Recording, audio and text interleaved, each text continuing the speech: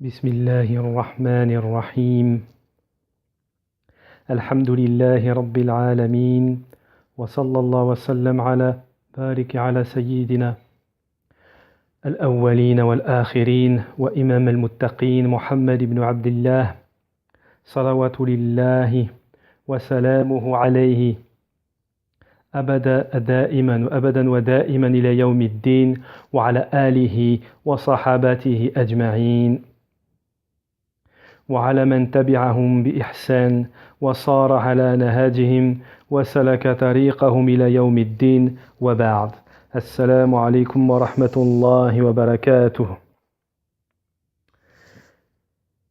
Oh les frères, la vraie vie du croyant est une vie de réflexion, une vie durant laquelle le croyant profite de son au-delà. La vie du croyant est une vie de bonheur, une vie de bien, une vie de préparation et une vie de réflexion pour ce qui est devant lui. Une vie qu'il sait déterminer par un temps précis. Toute personne pour qui sa période est finie quittera ce bas monde. Et le serviteur ne quitte ce bas monde qu'avec les œuvres qu'il a faites. Si elles sont bonnes, c'est un bien, si elles sont mauvaises, c'est un mal. Ce bas monde est un bonheur pour le musulman qu'il a vécu dans l'obéissance d'Allah. Celui qui a passé son temps dans l'obéissance d'Allah et dans ce qui le rapproche d'Allah et qui sait qu'il va rencontrer Allah, ainsi prépare son retour vers Allah subhanahu wa ta'ala et qu'il sait qu'il va rencontrer Allah subhanahu wa ta'ala. Ô homme, toi qui t'efforces, Allah ta'ala nous dit dans le Coran, ô homme, toi qui t'efforces vers ton Seigneur, sans relâche, tu le rencontreras alors. La rencontre avec Allah se fera nécessairement. Ainsi, la vie du musulman est une vie durant laquelle il prend des provisions pour son retour. Qala ta'ala, et prenez vos provisions, mais vraiment la meilleure provision est la piété. La vie du croyant n'est pas comme celle des autres. La vie du non-croyant est une vie de jouissance, de passion, d'amusement et d'inattention, ce qui est voulu ainsi, il quitte ce bas monde et n'en a pas tiré profit de bien. Na'am, quant au croyant, sa vie est une vie de bien, une vie durant laquelle chaque jour qui passe, il se demande des comptes à lui-même. Qu'a-t-il fait comme œuvre durant ce jour et quelles erreurs a-t-il fait ce jour? Il se demande des comptes à lui-même selon sa capacité. Il se peut que cette réflexion soit une cause pour sa rectitude et son raffermissement sur la vérité et sur la guidée. Et certes, Allah le Très-Haut nous a certes montré la vie du croyant et du non-croyant. Il a dit au sujet des non-croyants et de leur vision de la vie qu'il s'agit d'une simple vision d'une courte durée, ni plus ni moins qu'une vie de jouissance. Allah Ta'ala nous dit dans le Coran à leur sujet. Et y dire, il n'y a pour nous que la vie d'ici-bas, nous mourrons et nous vivons, et seul le temps nous a fait périr. Ils n'ont de cela aucune connaissance, ils ne font qu'émettre des conjectures. Naam. Ils disent à propos de leur vie, nous mourrons et nous vivons. Il s'agit seulement de mort et de vie, et ce qu'il y a en dehors de cela n'est pas pris en considération. Ils disent qu'il s'agit d'une vie, et ils savent qu'il doit obligatoirement se finir, qu'elle doit obligatoirement se finir, que la fin de l'individu est sa mort. Ainsi, si la personne meurt sans affaire est finie, il n'y a rien d'autre après. Naam, c'est fini. Et ceci est faux, et ceci est une erreur, car cela est rejeté, le retour des corps, et ont rejeté la résurrection et le règlement des comptes. Naam. Ils ont rejeté le retour des corps et ont rejeté la résurrection et le règlement des comptes. Ils ont rejeté le retour, Naham, le jour de la résurrection, et ont dit ce qu'ils ont dit. Quant au croyant, non, le croyant sait que sa vie est une cause pour son bonheur éternel, ou soit une cause pour son malheur. C'est la passion pour laquelle il la regarde. Naham, d'une manière spécifique. Il voit en elle un temps durant lequel il prend des provisions pour la rencontre de son Seigneur. Naham. Le jour où ni les biens ni les enfants ne seront d'aucune utilité, comme le dit Allah Ta'ala fi kitabihil karim, le jour où ni les biens ni les enfants ne seront d'aucune utilité, sauf celui qui vient à Allah avec un cœur saint. Et Allah subhanahu wa ta'ala nous a certes montré dans son livre, dans sa parole, où il dit Qala ta'ala, ni vos biens ni vos enfants vous rapprocheront à proximité de nous, sauf celui qui croit et œuvre dans le bien. Ceux-là auront une double récompense pour ce qu'ils auront œuvré, tandis qu'ils seront en sécurité aux étages supérieurs du paradis. Réfléchis à ce verset, mon frère. Allah nous a montré que nos biens et nos enfants ne nous seront d'aucune utilité. Les biens seuls ne nous seront pas profitables, ni les enfants seuls. Les biens, s'ils ne sont pas utilisés dans le bien et dans l'obéissance, et s'ils ne sont pas cause de notre bonheur, une cause de notre félicité et une cause de notre crainte d'Allah, ainsi qu'une cause de notre bonheur dans l'au-delà, ces biens peuvent être une cause de notre malheur et un feu qui nous recouvre le jour de la résurrection. Ainsi, nos biens ne nous rapprocheront pas davantage d'Allah, sauf si les biens avec lesquels l'individu a fait des bonnes œuvres, et un enfant ne vous rapprochera pas d'Allah, sauf un enfant que nous avons éduqué et qui nous invoque, et qui invoque pour vous et demande pardon à Allah subhanahu wa ta'ala pour vous. Sauf ceux qui croient et œuvrent dans le bien, ceux-là auront une double récompense. Allah Ta'ala nous dit dans le Coran, fi kitabihil karim, sauf ceux qui croient et œuvrent dans le bien, ceux-là auront une double récompense pour ce qu'ils œuvraient, tandis qu'ils seront en sécurité aux étages supérieurs du paradis.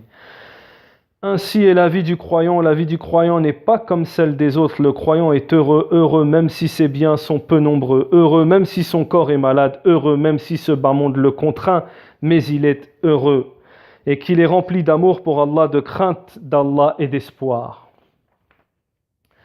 Lorsque le cœur est rempli de foi, il est devenu heureux dans ce bas monde, malgré les difficultés qu'il contient. Le Très-Haut, Allah le Très-Haut nous dit, quiconque mâle ou femelle fait une bonne œuvre tout en n'étant croyant, nous lui ferons vivre une bonne vie et nous les récompenserons certes en fonction des meilleures de leurs actions. Ainsi, ceux qui ont cru et fait de bonnes œuvres, Allah les fera vivre une bonne vie, une vie paisible, une vie de sérénité. Ils regarderont sa bassesse vis-à-vis des jardins éternels, et le bas monde perdra de sa valeur auprès d'eux, car ils ont pour but Allah Ta'ala et la demeure, et puis la demeure de l'au-delà. S'ils ont peu de biens dans leurs mains, leur vie ne devienne pas insignifiante. Si des maladies et des malheurs les touchent, leur vie ne devienne pas insignifiante. Quels que soient les malheurs qui les touchent, c'est la patience et l'agrément d'Allah Ta'ala qui apaisent les cœurs et les raffermissent. Et les rendent paisibles. Quiconque mâle ou femelle fait une bonne œuvre tout en étant croyant, nous lui ferons vivre une bonne vie, c'est-à-dire que si le bas monde leur est présenté, ils remercient Allah. Et s'ils leur tournent le dos, ils patientent, comme le prophète sallallahu alayhi wa sallam a dit. Le cas du croyant est étonnant, tout ce qui lui arrive est un bien pour lui. S'il lui arrive une chose qui le réjouit et qu'il remercie, c'est un bien pour lui. Et s'il lui arrive un mal et qu'il patiente, c'est un bien pour lui. Et ceci n'est que pour le croyant, rapporté par Muslim. Les gens de la foi sont des gens ayant une bonne vie, des gens qui ont la poitrine ouverte, des gens qui ont des bonnes œuvres, des gens qui sont satisfaits d'Allah subhanahu wa ta'ala et de son destin. Ils sont heureux dans la vie et pas pour le but de la vie. Ils sont heureux pour y prendre des provisions en bonnes œuvres. Il n'y a pas un jour qui passe sans qu'il ne contient de prière, de glorification d'Allah et d'observation des droits d'Allah. Ainsi les jours passent dont le bien et demain, ils obtiendront la récompense d'Allah qui leur est promise. Allah Ta'ala nous dit, ceux qui disent notre Seigneur est Allah et qui se tiennent dans le droit chemin, les anges descendent sur eux en disant, n'ayez pas peur et ne soyez pas affligés, mais ayez la bonne nouvelle du paradis qui vous était promis. Naham, nous sommes vos protecteurs dans la vie présente et dans l'au-delà. Le Seigneur les a alors exaucés. Ils diront ensuite, en vérité, je ne laisse pas perdre le bien que quiconque parmi vous a fait. Que quiconque parmi vous a fait, homme ou femme. Car vous êtes les uns les autres dans les affaires de ce bas monde sont exposés à des maux et d'autres choses. Quant aux œuvres du croyant vouées sincèrement à Allah, elles sont mises de côté pour eux. Ils n'ont pas peur d'un manque qui peut les atteindre, ni ne craignent pas un mal comme le Très-Haut, comme Allah le Très-Haut a dit. Ne crains alors ni diminution de récompense, ni oppression. Naham, leurs œuvres leur sont mises de côté, et ils les retrouveront le jour durant lequel ils seront debout devant Allah subhanahu wa ta'ala. Et au cou de chaque homme, nous avons attaché son œuvre. Et au jour de la résurrection, nous lui sortirons un écrit qu'il trouvera déroulé. Lis ton écrit, Allah Ta'ala nous dit dans le Coran, lis ton écrit aujourd'hui, tu te suffis d'être ton propre comptable. Il s'agit d'une vie paisible et de sérénité, une vie de bien et de bénédiction et de guidée. Chers musulmans, les 10 premiers jours de ce mois béni, je vous entends, les 10 jours, je sous-entends les 10 jours de Dhul Hijjah. Naham, ce sont les 10 jours les plus méritoires, les jours bénis, des jours qui ont un des meilleurs mérites et une haute importance. Allah le Très-Haut nous dit, et pour qui invoque le nom d'Allah au jour fixe, sur la bête de cheptel qu'il leur a attribué ainsi. Il s'agit de jours fixés, il a été légiféré d'invoquer le nom d'Allah, de multiplier l'évocation d'Allah, dhikr, de proclamer la grandeur d'Allah, takbir, et la louange à Allah, et les louanges à Allah, tahmid. Pourquoi? Car Allah le Très-Haut a favorisé ces jours durant lesquels il y a concurrence dans les œuvres pieuses. Ils contiennent la préparation des chameaux et des offrandes pour la maison d'Allah. Ils contiennent sacrifices, ils contiennent 3 jours immenses. Les jours de Tanwiyah, qui est le 8e jour de Dhul Hijjah, le jour de Arafah, qui est le 9e jour de Dhul Hijjah, et le 10e jour, le jour du sacrifice, le jour du Hajj Akbar, le grand pèlerinage. Durant ces 10 jours sont regroupées les mères des adorations, la prière, le jeûne, le pèlerinage et l'aumône. Il est préférable, il est légiféré dans le jeûne de les jeûner, et il est légiféré d'y évoquer Allah, et il y est légiféré d'y faire des aumônes. Ainsi le jeûne, les aumônes, le pèlerinage et l'évocation d'Allah, tout cela est regroupé durant ces jours. Ils contiennent le rite des chameaux, rite du sacrifice, ils contiennent le jeûne de ces jours-ci. Notre prophète sallallahu alayhi wa sallam a dit, il n'y a pas de jours durant lesquels les œuvres pieuses sont plus aimées auprès d'Allah que durant ces 10 jours. Les 10 jours de Dhul Hijjah.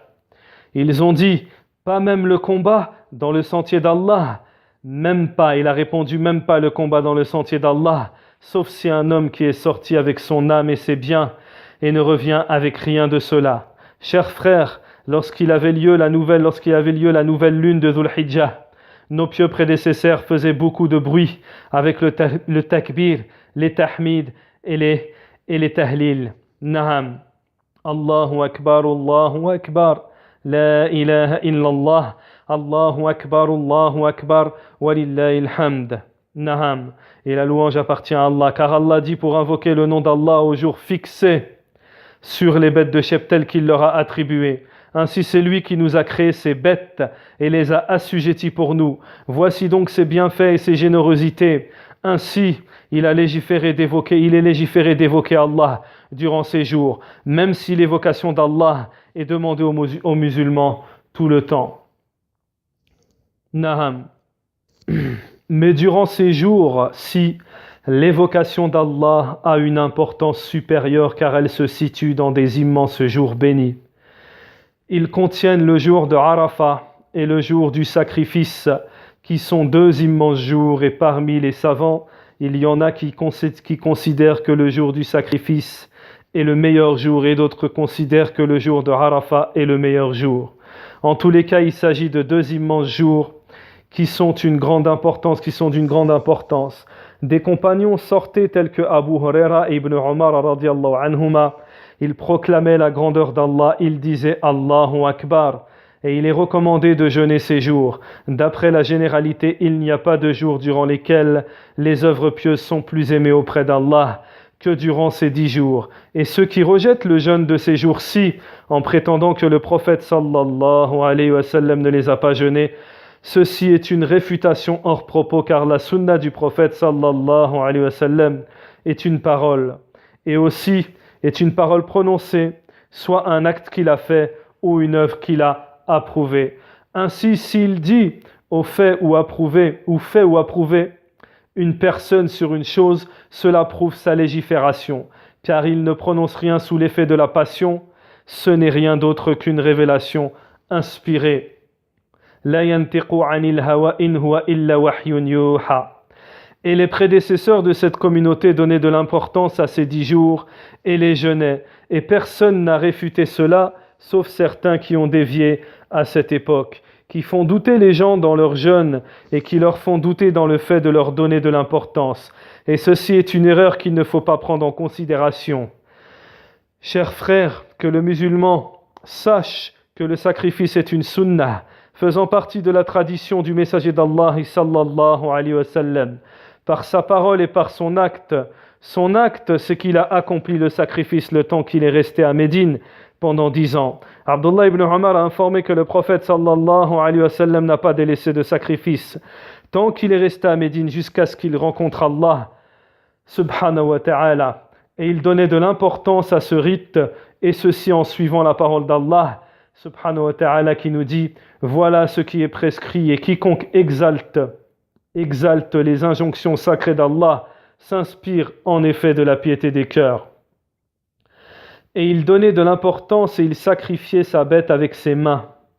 Et il l'a sacrifiée dans le lieu de prière de l'Aïd, lorsqu'il accomplit pour les gens la prière de l'Aïd du sacrifice et les exhortait en sermon. Il demandait deux gros moutons connus blancs. Il posait son pied sur leur cou en disant Bismillah, Allahu Akbar. Puis il les égorgeait de sa propre main. Il a incité plutôt au sacrifice. Il a dit: la meilleure œuvre que fait le fils d'Adam le jour du sacrifice et qui est aimé auprès d'Allah est de faire couler le sang. L'animal sacrifié, viendra le jour du jugement avec ses cornes, ses ongles et sa laine, le sang tombant à proximité d'Allah avant de toucher le sol. Soyez donc satisfaits de notre sacrifice. Naham. Et le prophète lui-même sallallahu alayhi wa sallam a persévéré à faire le sacrifice, car il s'agit d'une adoration pour Allah Ta'ala, avec le fait qu'elle soit également une aumône. Le côté adoration qu'elle contient est évident. Allah le Très-Haut a dit à son messager: accomplis la prière pour ton Seigneur et sacrifie. Lorsqu'Allah lui a ordonné le Kawthar, elle lui a donné le Kawthar, le bassin duquel provient l'immense ruisseau du paradis dans le paradis. Allah Ta'ala lui a dit: nous t'avons certes accordé le Kawthar, accomplis la prière pour ton Seigneur et sacrifie. Celui qui te hait sera certes sans postérité. Naham. Il l'a informé pour qu'il le remercie, pour qu'il remercie les bienfaits d'Allah par la prière pour lui et le sacrifice pour lui. Ainsi notre prophète sallallahu alayhi wa sallam faisait de nombreuses prières et de nombreux sacrifices. Il sacrifia à Médine 2 moutons, et le jour du pèlerinage d'adieu, il a fait l'offrande de 100 chameaux. Il en a égorgé 63 avec sa noble main, et il ordonna à Ali d'en sacrifier 37. Et Allah le Très-Haut dit: accomplis la prière pour ton Seigneur et sacrifie. Cheikh al-Islam ibn Taymiyyah rahimahullah ta'ala a dit: la prière et le sacrifice sont 2 adorations vouées sincèrement à Allah. Celle-ci est une adoration corporelle et celle-ci est une adoration pécuniaire, en rapport avec l'argent. Dans celle-ci apparaît l'unicité dans le fait d'accomplir les piliers de la prière et ses obligations.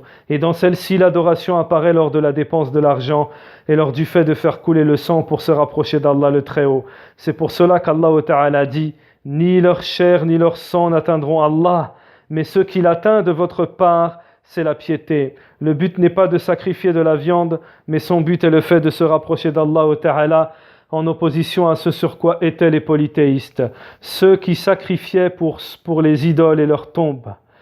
Ainsi, l'islam est venu en opposition à eux et a fait du sacrifice une adoration vouée à Allah seul. Le fait de la vouer à autre qu'Allah étant du polythéisme majeur. C'est pourquoi Allah Ta'ala a dit à son prophète sallallahu alayhi wa sallam: dis en vérité, ma prière, mes actes de dévotion, ma vie et ma mort appartiennent à Allah, Seigneur de l'univers, à lui nul associé. Et voilà ce qui m'a été ordonné, je suis le premier à me soumettre. Naham. Qul inna salati wa mahyaya wa mamati lillahi rabbil alamin la sharika lah wa ana awwal al-muslimin.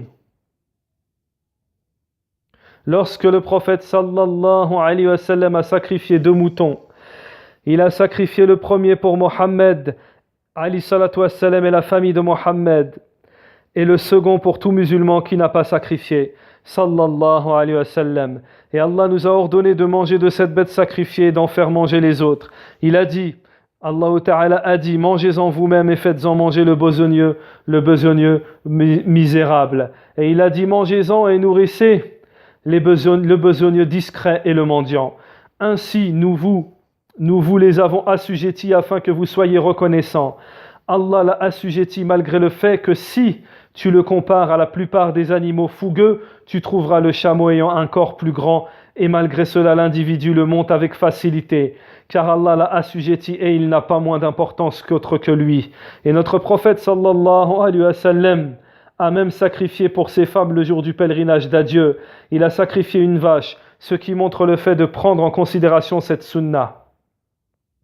Le fait de la pratiquer et qu'il s'agit d'une des adorations pécuniaires en rapport avec l'argent est liée au cœur et par laquelle il est obligatoire aux musulmans de donner de l'importance au rite d'Allah. La sunna du sacrifice n'est pas d'en faire beaucoup, mais il suffit qu'il apparaisse du serviteur une adoration d'Allah en elle. Abu Ayyub al-Ansari radiyallahu anhu fut interrogé comment était la bête sacrifiée pour vous à l'époque du messager d'Allah sallallahu alayhi wa sallam. Il dit, l'homme sacrifiait un mouton pour lui et pour les habitants de sa maison, et en mangeait et en distribuait. Cela prouve que la sunna concernant cela est facilitée et qu'une brebis suffit pour un homme et les habitants de sa maison, qu'ils soient nombreux ou pas. Quant à la recommandation écrite, elle a un chemin particulier. Quant à la piété dans la bête sacrifiée et sa facilité est que l'homme achète une seule brebis, qu'il l'égorge pour lui et pour les habitants de sa maison, même s'ils sont nombreux. Naham. Car le but est de se rapprocher d'Allah et rechercher sa récompense. Et cette sunna qui est rapportée par les pieux prédécesseurs, il faut la faire revivre. Le prophète alayhi salatu wassalam a dit, qui prie notre prière et effectue notre rite a certes atteint la sunna. L'important, c'est que le musulman profite de ces 10 jours pour multiplier les prières, les jeûnes, les aumônes, qu'il évoque Allah, qu'il dépense dans le bien, qu'il pratique la religion d'Allah et qu'il s'attache à cette religion, qu'il dépense dans la propagation, dans la da'wah, le prêche dans la voie d'Allah subhanahu wa ta'ala, qu'il implore de nombreuses fois Allah en ayant espoir en lui demandant de passer sur les péchés et de le pardonner et la libération du feu, qu'il jeûne le jour de Arafat, s'il ne fait pas le pèlerinage, car il est rapporté du prophète sallallahu alayhi wa sallam que son jeûne le jour de Arafat expie les péchés de l'année passée et de l'année à venir.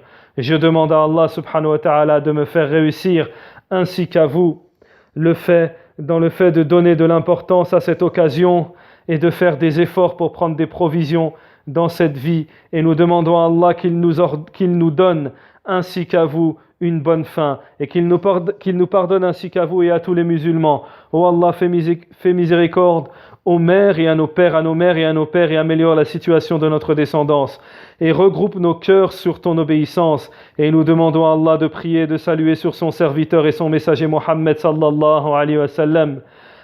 Wa salam wa alaykum wa rahmatullahi wa barakatuh.